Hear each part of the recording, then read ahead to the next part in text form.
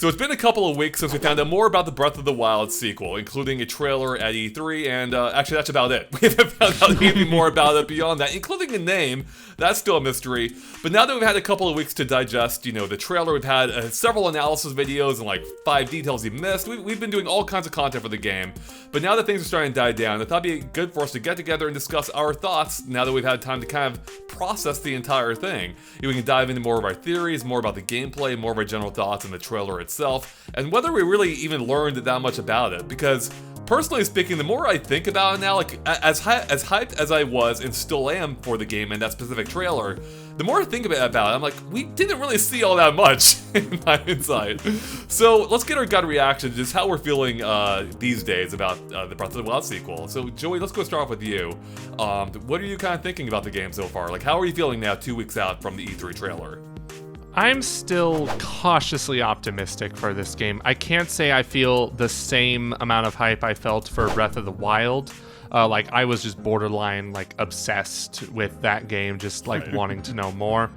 And, part of the reason why I don't feel as excited for this one is it is the same world. Even if it does have those sky sections, which we still don't know the lengths of how much these sky sections are going to impact the game's overall map, it kind of just feels like when I saw that trailer, I came away with it with more questions than answers. Kind of like what you were saying, Andre. It is kind of just like, what is this game, really? It started out as an expansion, but they're still taking a ridiculously long amount of time to get this game out. Of course, COVID had a lot to do with that, but they even admitted, like, they're targeting 2022. They're not, like, fully committed to 2022. That's kind of just gives me cause for concern. Granted, if they are taking as much time as I need, yes, please take as much time as you need. But I am still kind of just on the fence of how excited am I for this game, really. I'm not dying to see more of it. I'm not dying to play it even.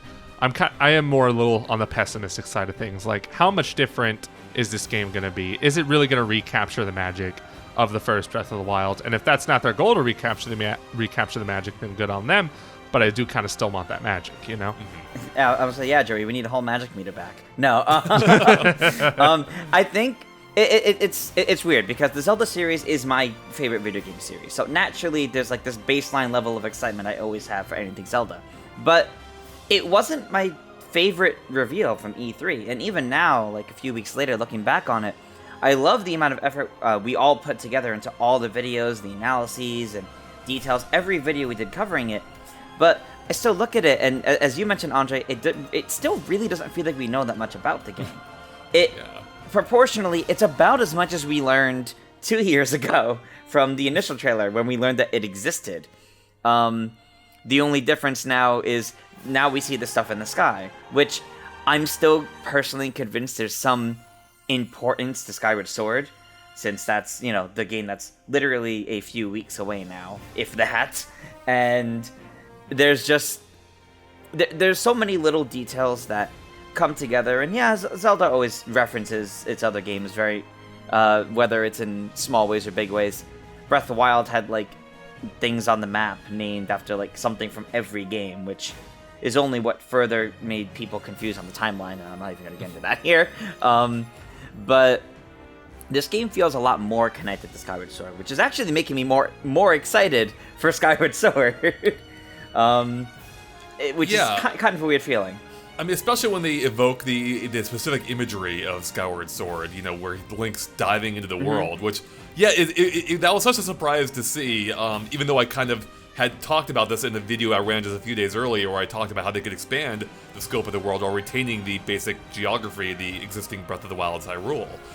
So I was excited. I was a bit, excited to see, I kind of touched on this, and they do seem to be doing it in a unique way, particularly with the potential of time factoring in, which I'm sure we'll get to more soon. But yeah, the whole thing is still very, very mysterious, and with the Skyward Sword connection too is interesting because that takes place at the beginning of the timeline. Breath of the Wild takes place at the end of the timeline, across seemingly all three, possibly. So it's weird that we have this bookended Zelda experience now, with the HD remake and then Breath of the Wild 2. Both exploring the sky elements. I do wonder, if they are trying to tie everything together in some way with this. But as you said too, it could just be them it just so happened to end up being Skyward Sword-ish without being anything more explicit than that. We know Nintendo historically hasn't paid much attention to the timeline, like everything be kind of fit in after the fact, like with games being slotted in and out of different timelines arbitrarily.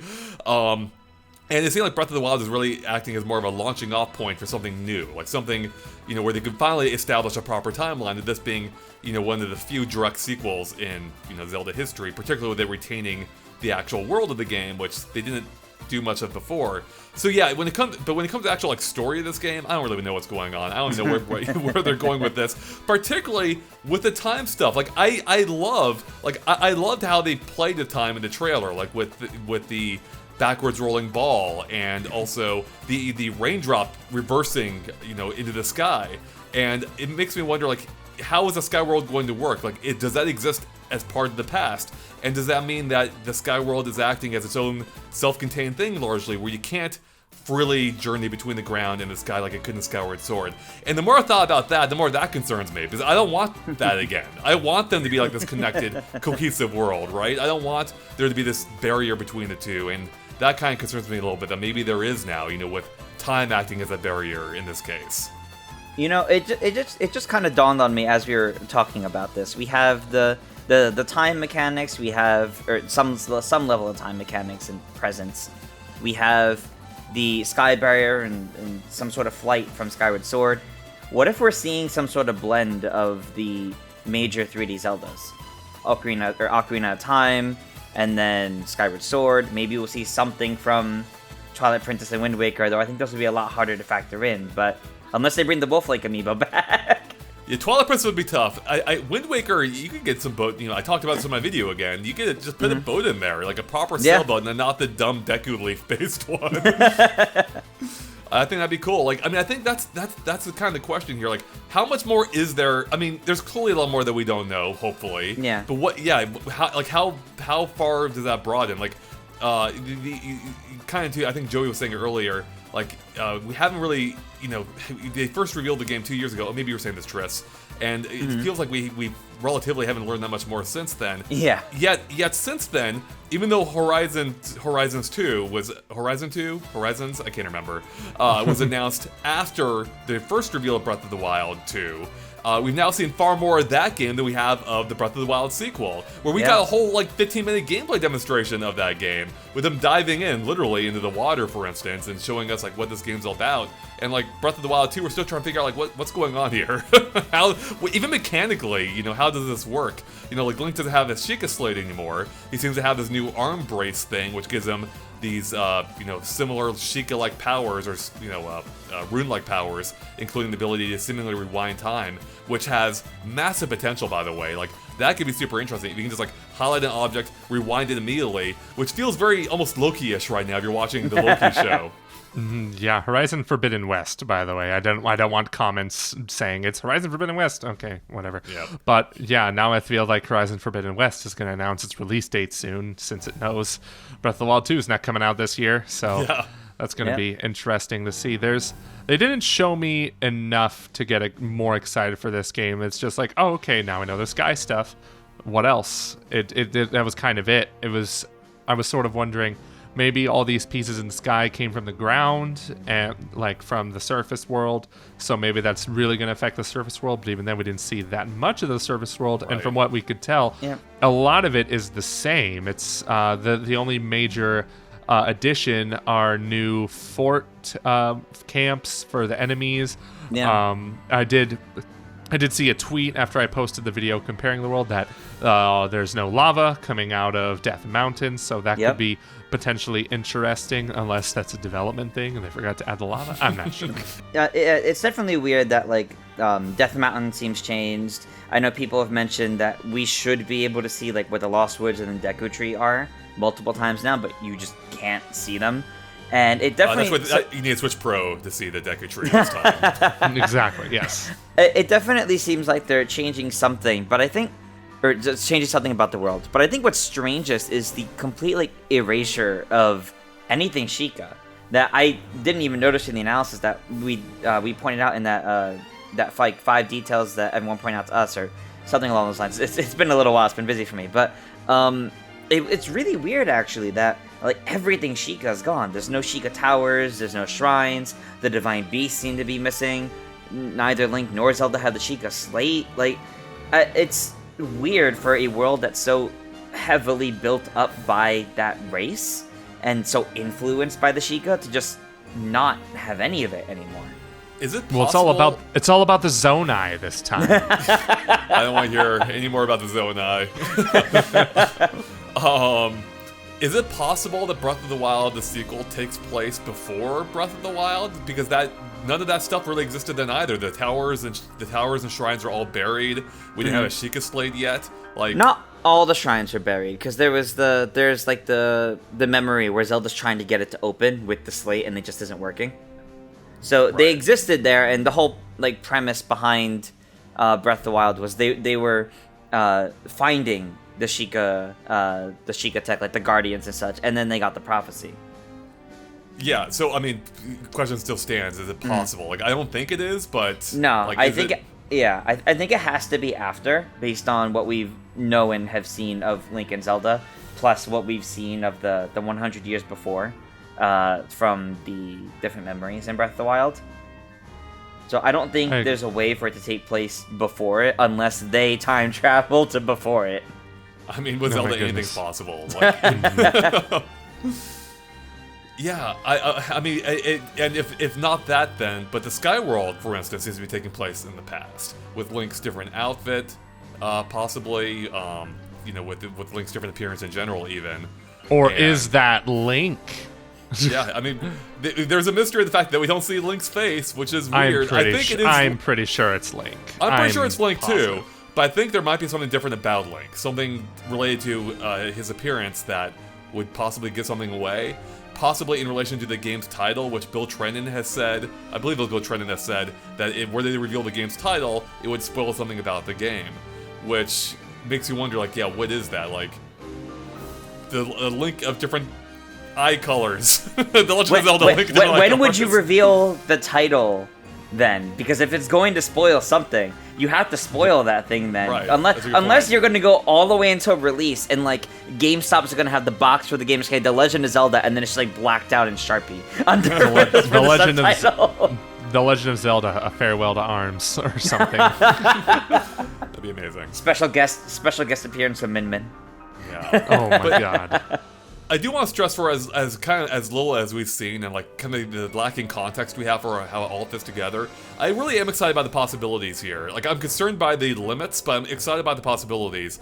And like being able to, venture into this new sky world, having these new islands to explore, like that's going to be fun. And being able to do, freely sail between them seemingly, like that's really ramping up the sky the aerial mechanics, which kind of ties into the whole open air phrase that they used originally. They're really kind of taking it to the limit. But, it makes me wonder, like, how much of a sky world is there? Like, is it just a handful of islands we've seen?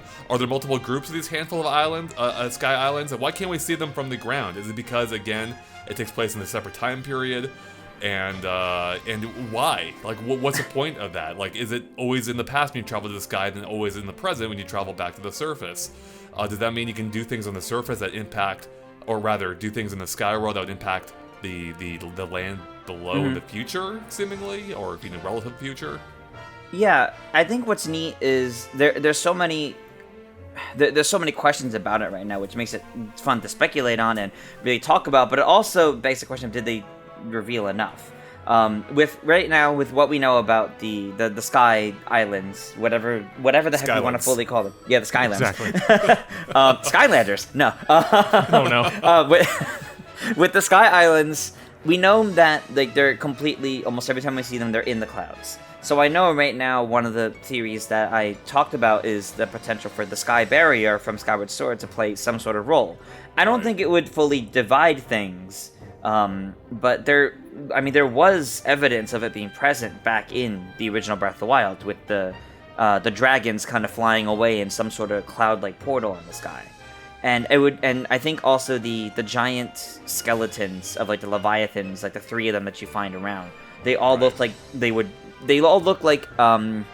giant flying Zelda fish that would be found in the sky. Giant Yeah, whales, which have a history in the series, and that would actually be super cool, especially if you can ride those around.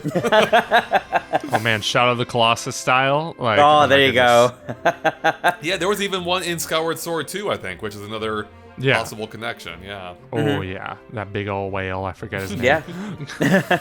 Yeah, no, but there's a lot there that can connect it to Skyward Sword and the cloud barrier and things. And I know from above, like there's that shot of Link coming out of the ground, whatever that ability is. I'm sure we'll talk some thoughts on that in a minute. When Link comes out of the ground and he's standing over the Thundra Plateau, you can actually see the ground, the surface below him. But all the islands are still kind of cluttered in the clouds. Right. And as we've all talked about and noted before, when Link's flying around on the surface, you don't see those islands in the sky.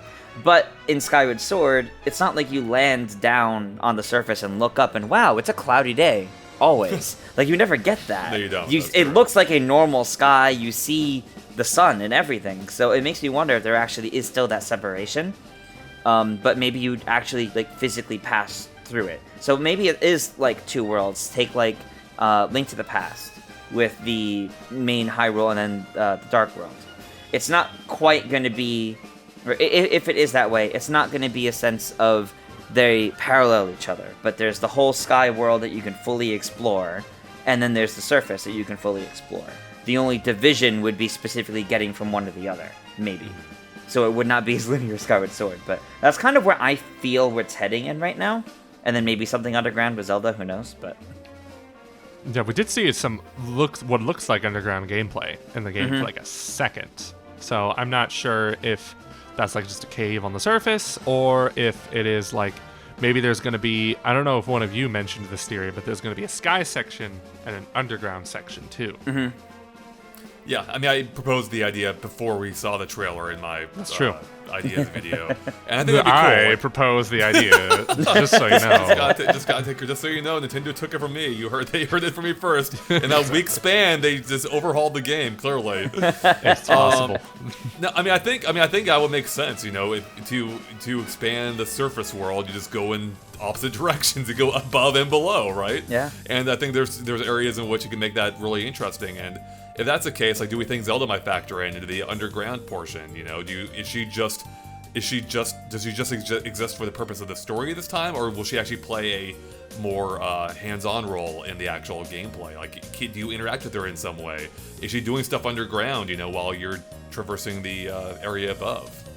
Well, in that spot where it looks like he's underground, you are still playing as Link, and I'm just expecting now that we're never going to play as Zelda. Ever in any game whatsoever, because I'm starting to think like we see her fall in the trailer. Maybe it's another thing like in Breath of the Wild. She's stuck somewhere the whole time, and you have to save her. I would love to be wrong, and you do play as Zelda, but I'm giving up hope on that. So to clarify, the underground gameplay you're referring to is with the giant slug thing, right, hanging from the ceiling. Yeah, I guess for whatever reason, I'm not fully sold on that possibly being underground. I think it might just be the focus on the sky, but I now have in my head that might be like a cave in the sky. That's what I think. Underground, yeah. An underground in the sky. Exactly. Because if you look at because it looks like a collapse, like it clearly looks like a collapsed in on itself. There's ruins all around, at least the lower half, and then the top half is whatever rocks. But if you really look at the architecture there, it's the same architecture from the sky. It's those weird kind of spiked triangular pillars with like the kind of green inscriptions on them. So it's the same kind of architecture and same kind of structures. So I don't think it's an entirely different area, but it is the same outfit Link has in other clips where he's on the surface. So that kind of gives credit to the idea of maybe these sky islands have fallen to the mainland at some point, and those are the ones that are really ruined looking that you can get into in like caves or something. And then up in the sky is when they're looking not their best, but not like they've crashed into the world. I just want there to be an island where there's a Master Emerald and it's being guarded by a red echidna. That'd be one heck of a crossover. Oh my god, that would be, man. That Give would us Angel break all Island. kinds of records. And Yeah. when you show up, Knuckles goes, "Oh no," and then and you gotta fight him for the Master Emerald. But yes, So that's the interesting thing, Tris, getting back to your above ground cave idea Yeah. is that the scene immediately following the cave is actually of Link, is a raindrop reversing and then Link flying up into the sky. And as it reaches the bottom portion of the island, you see that same kind of narrow structure, what's the word I'm looking for? Like angled structure that, is narrowing at the base. The similar pillar? to the ones in the cave. Yeah, the pillar. And I wonder that is like a thematic connection even more so. But also, while I'm here, I love when Link is flying through the surface of the island and he gets like stuck. Like his lower body gets like he gets hung up on for a moment, and that's such a cool detail. And I wonder like how's that gonna work? Like are these pre-established locations? Can you just fly up at any point as long as there's like an island above you? Is Link able to like travel through like any kind of surface now? Like what's the limits on this ability? It's and I think that's one that I'm a little worried about with the execution of it, if it's going to be broken or not. Because we've already seen people completely sequence break Breath of the Wild with just the Sheikah runes already. Right. I'd be afraid of what people can do if they can pass through anything. Yeah, just phase through whatever you want. Take that, Ganon. It's like they're continuing to break the limits of open world games by just making you go through the walls. Like that one game, what was that truck game that wasn't even finished? It was like Big Rigs. There we go. Yeah. Oh my god. This is like a decade ago, wasn't it? Yes, it was. Yeah, that was my amazing. goodness. I remember that. Good times. Wow. Yeah, it is just very interesting how time is seemingly playing a bigger factor here. At least in the way they're presenting it, it seems to be playing a bigger role than I think they've ever presented at a Zelda up to this point. Maybe Ocarina of Time is the only one other that got close, but they're really they're really leaning into it here with the backward sounding music, the raindrop reversing, Link reversing the kinetic energy or the local time with that rolling ball. Yeah. And I don't know. Like, it's just I want to know how it all factors in. Like, how is it all playing together, and what other like abilities is Link going to have this time? Are they all going to be time based? It's along the lines of the two we've seen so far, and I'm really excited by the possibilities of that. Of that new, what's the time ability from Breath of the Wild? What was it called? I guess stasis. Was it Yeah, stasis? stasis. Yes, Yep. stasis. Yeah, where this is taking like stasis to an extreme, where you're not freezing time, you're reversing time, but only for that localized element, and the possibilities that introduces, because that could be a ton of fun. Like if you like, for instance, if you were able to catch a ride on that thing, I guess kind of like how it already worked. I'm just trying to think of like possibilities that we haven't even seen yet. All this talk about time makes me think I already know what the title of the game is going to be. It's going to be called The Legend of Zelda: Blinks the Time Sweeper. For whatever reason, Blinks did come to mind for me too. I don't know why that is. I know why, because if he's reversing the ball back to them, it's kind of just like that's totally a Blinks move. Let's be real. Did Blinks have that exact ability? I wasn't sure about that. That's I probably don't. it then. I don't recall. I just know that Blinks was able to just reverse time whenever Yeah. he freaking wanted. So, yeah, I don't know if he was affected in it. It's been a really long time since I played Blinks. So, As it should be. So what more do you want to see from the game? Like, what more are you hoping for? What more do you think they might do with mechanics? Like, what else are you kind of hoping for based on what we've seen?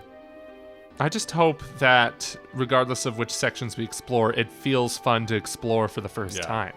That's what I loved about Breath of the Wild, is like, it's kind of just like you only get a first time to play Breath of the Wild once. Yep. And that's kind of just a game that's at its peak when you're playing it for the very first time. It is kind of, it's kind of a game that loses its magic when you go back to it, which is unfortunate, but you could say that about a lot of games too. Like, I wish I could play Metroid Prime for the first time, but even then, that game is still fun to replay. But Breath of the Wild, it is kind of just like, when you play it again, there is an element of magic that's gone because you know where everything is, or you know where most of the things are, and I want it to be fun to play for the first time, like really just the feeling of exploration is just fun to just look at something and go, hey, what's that, and go to it. And I'm not seeing that so far in this game because it's the same world. There's very minimal changes except for, of course, the Sky World with the Skylands. But yeah. Well, I almost feel like exploration isn't the key feature they're looking to do here. And not to say that there won't be exploration, but when we look at the reveal trailer for Breath of the Wild compared to this trailer, because this is the first trailer where we actually get to see like some level of gameplay to it, much like the original trailer for Breath of the Wild, Breath of the Wild's trailer starts off, in terms of like the music, the sound design, it's really quiet, it's really peaceful, it's really focused on the environment. And then you start to kind of see Link in it doing things, and it builds up. And then it gets epic as they show battles happening, Link jumping off cliffs, Link gliding, and they build up to things. With this one, it starts off sinister, and immediately, like 10 seconds in, like just immediately goes in as hard as they can on the music and goes the adventure. Hard. Yeah, That bass drop there. And I think that alone shows there's like there's a completely different theme here. There's a completely different approach to this. There will definitely be similarities and essences of what Breath of the Wild was, but I don't think this is going to have the same kind of approach of the constant state of quiet, ambient, ooh, what's over there? I'm going to look at that. Or like, I don't think exploration is the big thing here in this one. It's there, but it sounds like you're saying they're going to try to make a more traditional Zelda game out of this, where it's still going to have that open world sort of deal going for it, but maybe there's going to be way more of a focus on story, because Breath of the Wild's story was almost non-existent. But then there's going to be maybe real dungeons this time. Yeah, please. That's a hope. For the love of God, I was so disappointed by those divine beasts.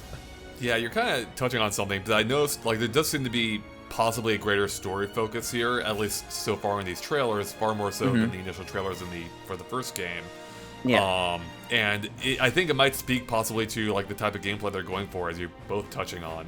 With like the first game, like it was very open, it was fun to explore, but that very much came at the expense of a story or real narrative.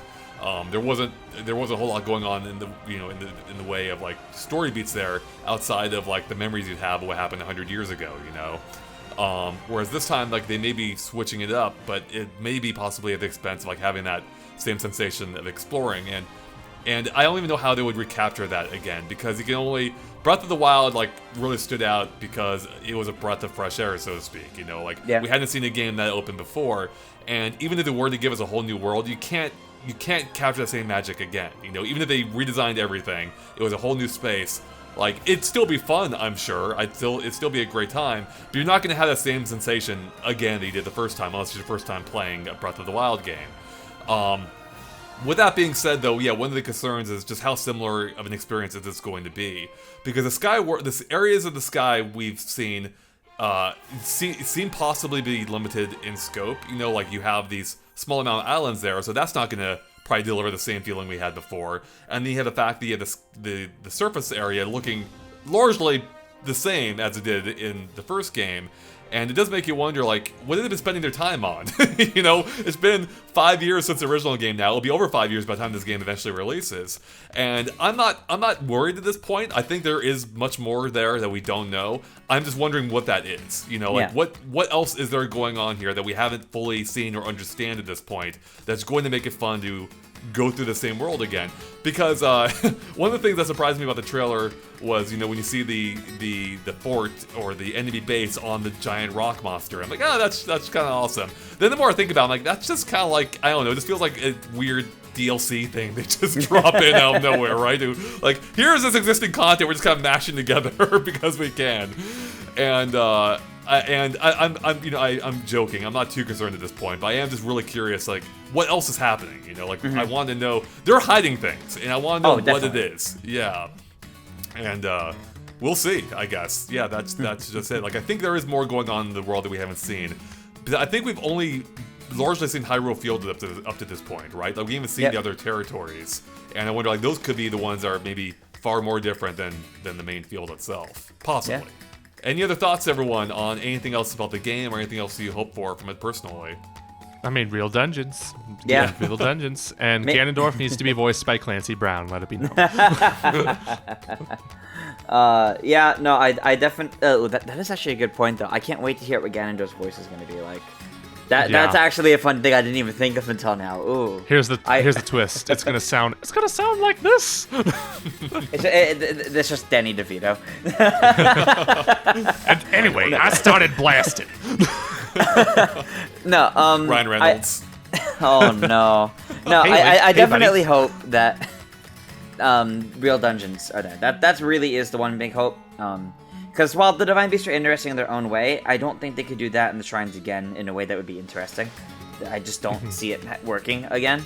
But I was just thinking as we were having this discussion, I can't wait for all these theories we're having to be completely thrown out the window with the next trailer that has nothing to do with this trailer, where there's like not even a single hint of like reverse in time or something. And we're just like, what are they doing? I just want Eiji Aonuma to come out and say, why are you guys talking about the Zonai? Stop talking about the Zonai. It was literally thrown in there for like a sentence. The one thing I keep coming back to is what other powers could we possibly see? Because obviously there has to be more, and without the Sheikah Slate, that seems to wipe the slate clean when it comes to the rest of your abilities either being, changed up or entirely new in some way. And I don't even know what else there could be. Like if there's like a variant on what we saw of, like, for instance, if this is a variant on Stasis, could there be variants on the others? And I do hope that, actually, I suppose, Cryonis, was it? I always thought that was like the lamest power ability. The lamest ability Link had. Like, I can make a giant ice cube, And that's one that could be really changed up, I think. And maybe that could possibly tie into like the water droplet, for instance, that we saw. Maybe you were reversing, the water flow or something, or you can have more interaction over it, rather than just making a giant cube, Well, since it's tied to Link's arm now, I would love to see Cryonis be like he bends down and like touches water and like it all freezes and he can walk on it. That'd be cool. Yeah. That would be interesting. Or even if it makes like a small like ice platform to walk on or something, like shooting it with ice arrows. I was gonna say exactly, which they botched in the 3D remake. We're going to do a preset parts. Yeah. I also want underwater exploration, if we're talking about yes. What is it called? Hydra rule, as you called it, Andre? That's right, I did. Hydra rule. I like how the puns got worse and worse in that video. So bad. They got terrible. It started strong, yep. They got terrible. I think, especially after, seeing Horizon 2, Forbidden West. Right, Forbidden West? Is that it? Yeah. It's like, I want to see that now. I just want everything. I just want all the elements you could explore in the game. I want them to expand the barriers of the world. Like, legitimately, one of my like biggest like nitpicks about the original Breath of the Wild, and it's such a tiny thing, but it annoys me just thinking about it, is how they completely just arbitrarily like had this invisible wall around the world, right? It's like there were so many better ways they could have gone about that. Like, have the islands just be too far or have the mountains be too far off to get to, or have you be on one giant island, or I don't know. I feel like they could have handled that better, where it feels like you can access every part of the world except for this select area. Anyways, it'd be cool to kind of reconcile that now by letting you explore that area, by letting you climb up onto those mountains or venture deeper into the desert and see what else might be out there, So yeah, for the desert they should just add quicksand, because obviously classic element.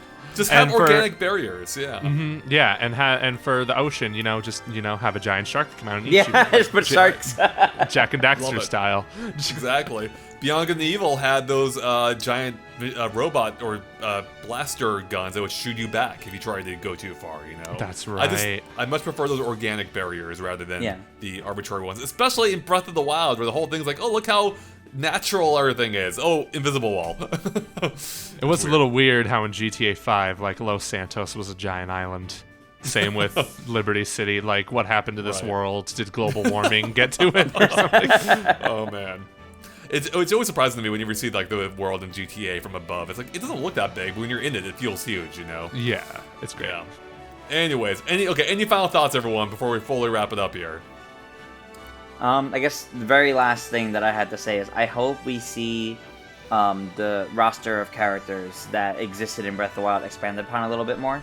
So the new champions, maybe like some of the other Sheikah, like Impa's, I think, granddaughter, niece, whoever the Paya is. Like all like basically just of all the established characters in Breath of the Wild, I hope a bunch of them that were in that present, not in the past, come back and have some level of development. Mm-hmm. Yeah, I think building on the story in general is probably going to be one thing this game does that the original kind of lacked on. Like, the thing I want is like maybe a sense of urgency. It doesn't have to be like a time limit like Majora's Mask. I just want there to be like and it's something overall narratively driving you in the world. Because I felt like in the first game, I never really had that. Like, yeah, you had the giant smoke cloud at the castle that, Malice he had to deal with, but like no one else in the world cared. No one else like commented on it. Like no one seemed concerned that Ganon's coming back, and like I want that external pressure, that kind of keeps you focused on the end game. Which I understand why. I'm sure it was a purposeful decision in the first game. That way, it's like, oh, do whatever you want. Like, yeah, you can go to the castle and save the world if you want, but you don't have to either. You can go bomb some fish instead if you want. Go check out this Goblin camp and get some worthless reward if you really want to. That's kind of what Zelda games have been like for the longest time too. Like there really was no sense of urgency except in Majora's Mask. Right. You could just, I feel like going fishing instead of saving Hyrule, that kind of thing. And it was kind of just taken to the next level in Breath of the Wild. Which reminds me, I do hope that the final boss doesn't suck in this game. I really thought the final boss of Breath of the Wild was awful. Like the one before it was Spider Ganon, whatever the heck that was okay. But when he turned into the Dark Beast Ganon, it was literally just target practice. And I'm like, that's not scary. It was cinematic, and that's it. Yeah. Actually, that was it. you're kind of bringing up a good point. I wanted to explore in another video. I don't know if I'll ever have time. But I think one thing I would like to see them do is to take better advantage of the open world rather than just the sake of it being an open world. Like I would love to see these larger scale boss battles actually take place out there. Like they got close with the final Ganon battle until you realized you're encased in this again invisible wall area, and Big Ganon doesn't actually, Ganon doesn't actually go anywhere. And that would have been cool if you actually had to like travel the world. Like maybe he was on a rampage to go like destroy towns. You just stop him before he got there or something, right?